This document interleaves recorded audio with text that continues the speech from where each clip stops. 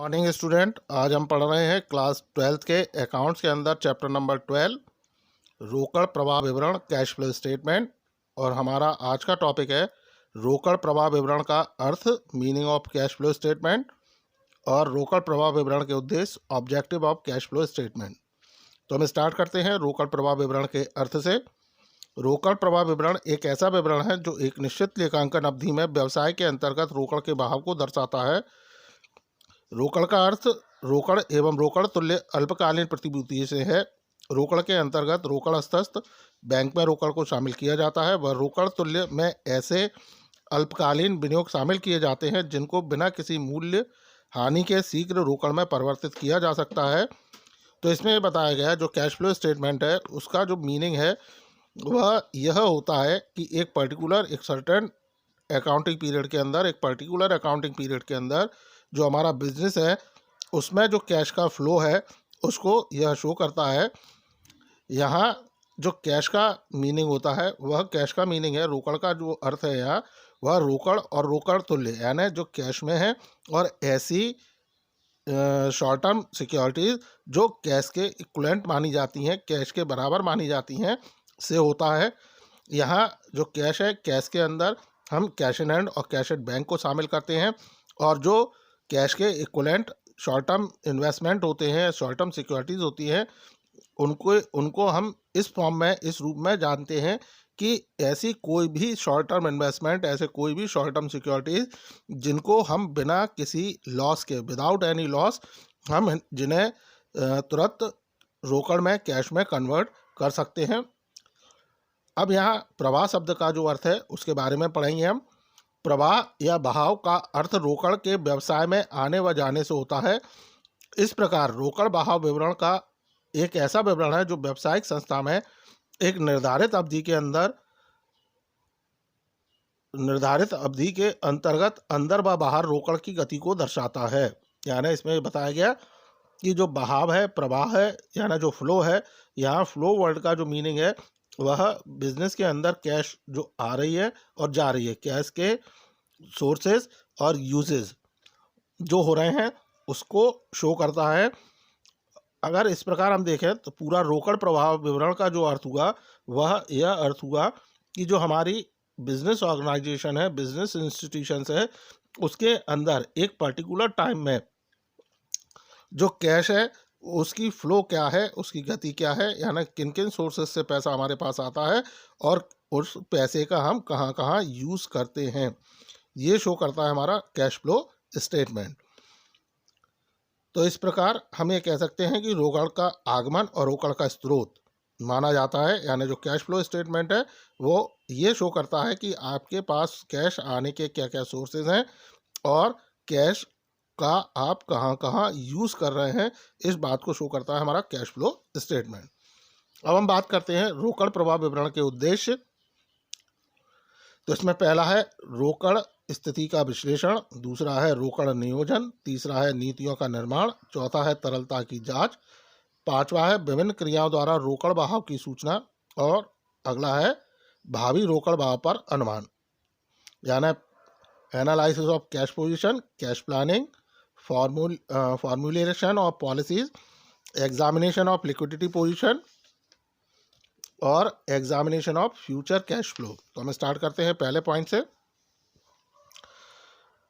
रोकड़ प्रवाह विवरण से रोकड़ की स्थिति का विश्लेषण किया जा सकता है। रोकड़ शेष क्यों कम है या अधिक, इसका विश्लेषण रोकड़ के आगमन के स्रोत व रोकड़ के प्रयोगों के स्रोत को देखकर समझा जा सकता है। इस प्रकार रोकड़ बहाव विवरण रोकड़ की स्थिति के कारकों पर प्रभाव डालती है। तो इसमें यह बताया गया कि जो कैश फ्लो स्टेटमेंट होता है हमारा, वह कैश पोजीशन की, बिजनेस के अंदर हमारी कैश जो है उसकी क्या पोजीशन है उसका एनालिसिस करता है कि हमारे बिजनेस में जो कैश है वो कम तो नहीं है या ज़्यादा तो नहीं है, यदि कम है तो क्यों कम है, ज़्यादा है तो क्यों कम ज़्यादा है।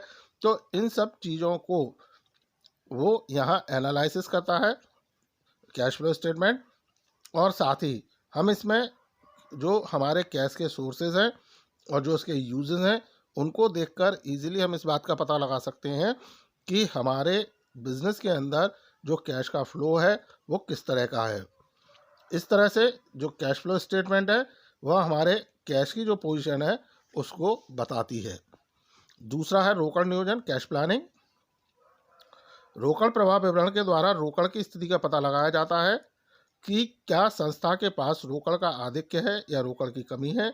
यदि रोकड़ का आधिक्य है तो उस संस्था उस आधिक्य के वैकल्पिक प्रयोग के बारे में विचार कर सकती है, और इसके विपरीत यदि रोकड़ की संस्था में कमी है तो संस्था रोकड़ की कमी को पूरा करने के लिए मितव्ययी स्रोतों से उसकी व्यवस्था करने के लिए पूर्व नियोजन कर सकती है। तो जो कैश फ्लो स्टेटमेंट है वो कैश प्लानिंग के लिए भी हेल्पफुल होता है। इसके द्वारा, कैश फ्लो स्टेटमेंट के द्वारा हम बिजनेस में कैश के सरप्लसेस और उसकी जो कमी है, उसकी जो डेफिशिएंसी है या उसकी जो कमी होती है उसके बारे में पता कर सकते हैं।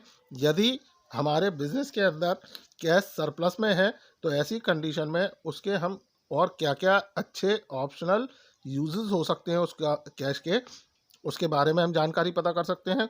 और इसके विपरीत यदि हमारे बिजनेस के अंदर जो कैश है वो कम मात्रा में है तो कम क्यों है और उस कमी को हम कैसे पूरा कर सकते हैं, उसके लिए हम कौन कौन से चीप सोर्सेज का यूज़ कर सकते हैं जिससे हमारे यहाँ प्रॉपर या जो हमारी रिक्वायरमेंट है या जो हमारी नीड है, नीड के अकॉर्डिंग हमारे पास कैश उपलब्ध हो। यानी कुल मिलाकर जो कैश की जो व्यवस्थाएं हैं, रोकड़ की जो व्यवस्था है, उसके लिए कैश फ्लो के माध्यम से हम अपनी कैश के लिए प्लानिंग कर सकते हैं। यानी हम ये कह सकते हैं कि कैश फ्लो स्टेटमेंट को देखकर जो हमारा कैश है उसके लिए हम यहाँ इजीली प्री प्लानिंग कर सकते हैं, उनका हम प्लान उनके बारे में अच्छे प्लानिंग कर सकते हैं। अगला है नीतियों का निर्माण, फॉर्मुलेशन ऑफ पॉलिसीज। रोकड़ प्रवाह विवरण के द्वारा व्यवसाय विभिन्न अल्पकालीन एवं दीर्घकालीन नीतियों का निर्माण कर सकती है। इसके आधार पर व्यवसाय लाभांश की घोषणा के संबंध में नीति, व्यवसाय के फैलाव व विकास की नीति, दीर्घकालीन ऋणों की वापसी की नीति, स्थायी संपत्तियों के प्रतिस्थापन आदि की नीति बना सकते हैं। तो कैश फ्लो स्टेटमेंट के द्वारा जो बिज़नेस है वो बिज़नेस के अंदर बहुत सारे हमें शॉर्ट टर्म और लॉन्ग टर्म पॉलिसीज तैयार करनी होती हैं। तो कैश फ्लो स्टेटमेंट के द्वारा हम अपने कैश के इनफ्लो आउटफ्लो को देखकर हम अपने बिजनेस में कैश से रिलेटेड कई जो पॉलिसीज़ हैं उनको इजीली बना सकते हैं। जैसे हमें डिविडेंड डिक्लेयर करना है, उससे रिलेटेड हम पॉलिसियाँ तैयार कर सकते हैं। हमें अपने बिजनेस का फैलाना है या उसका डेवलपमेंट करना है तो उससे रिलेटेड हम उसकी पॉलिसी यहाँ कैश फ्लो के माध्यम से बना सकते हैं। या हमारे जो लॉन्ग टर्म लोन्स हैं उनको हमें एक सर्टेन पीरियड के बाद पेमेंट करना होता है तो उस पेमेंट के लिए भी हम यहाँ पॉलिसी इजीली तैयार कर सकते हैं। जो हमारी फिक्स एसेट्स हैं उनसे रिलेटेड यहाँ पॉलिसी हम इजीली बना सकते हैं। तो कुल मिलाकर जो कैश फ्लो स्टेटमेंट है वह कैश से रिलेटेड जो पॉलिसीज़ हैं उनको बनाने के लिए अपना इम्पोर्टेंट रोल प्ले करता है। अगला है तरलता की जांच, एग्जामिनेशन ऑफ लिक्विडिटी पोजीशन। रोकड़ प्रवाह विवरण के द्वारा व्यवसाय के विभिन्न लेनदार बैंक एवं विभिन्न वित्तीय संस्थाएं व्यवसाय को ऋण एवं अग्रिम देने के लिए उसकी तरलता की जांच कर सकती हैं। ये संस्थाएं इस बात की जांच करती हैं कि क्या व्यवसाय की ऋणों की वापसी करने की क्षमता है अथवा नहीं।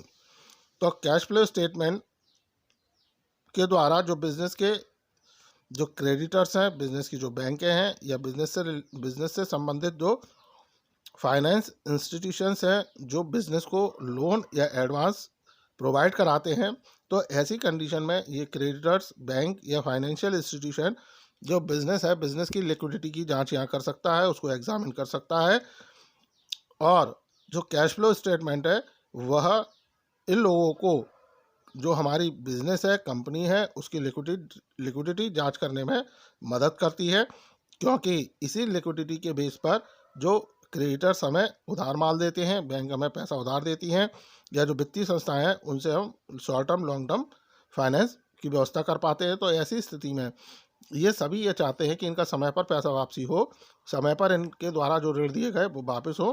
तो जो लिक्विडिटी चेक करके उनकी तरलता क्षमता को मापकर कैश फ्लो स्टेटमेंट के माध्यम से क्रेडिटर्स, बैंक हैं या फाइनेंशियल इंस्टीट्यूशंस बिजनेस की लिक्विडिटी को मापती हैं और ये देखती हैं क्या ये बिजनेस या ये कंपनी हमारे द्वारा दिए गए लोन या एडवांस को पेमेंट करने की कैपेसिटी रखते हैं या नहीं रखते हैं। इसी क्रम में हम आगे पढ़ेंगे भावी रोकड़ प्रवाह का अनुमान। Examination of future cash flow ऐतिहासिक संबंधों के आधार पर बनाए गए रोकड़ बहाव विवरण के द्वारा रोकड़ के स्रोतों का ज्ञान, उनसे प्रभावित रोकड़ की राशि एवं समय आदि की सूचना प्राप्त हो जाती है, जिसके आधार पर भावी रोकड़ बहाव विवरण बनाया जा सकता है। तो उन्होंने ये बताया कि जो हमारे पास हिस्टोरिकल डाटा होते हैं उसके बेस पर हम कैश फ्लो स्टेटमेंट तैयार करके जो कैश के सोर्सेज हैं उनकी नॉलेज ले सकते हैं, उनकी इंफॉर्मेशन हम यहाँ से प्राप्त कर सकते हैं और रोकड़ की राशि एवं समय आदि की सूचना प्राप्त हो जाती है। यानी इससे हम जो कैश है हमारी उसकी अमाउंट वो कम हमें मिलेगा प्राप्त हो, इसकी भी इंफॉर्मेशन हम यहाँ से प्राप्त कर सकते हैं और जिसके आधार पर फ्यूचर के लिए हम कैश फ्लो स्टेटमेंट यहाँ इजीली तैयार कर सकते हैं। सो स्टूडेंट, ये था रोकड़ प्रवाह विवरण का अर्थ और उसके उद्देश्य जो आपको समझ में आए होंगे। इनसे रिलेटेड यदि आपके कोई डाउट्स हैं, क्वेरीज हैं तो आप संपर्क कर पूछ सकते हैं। So student, thank you, good bye.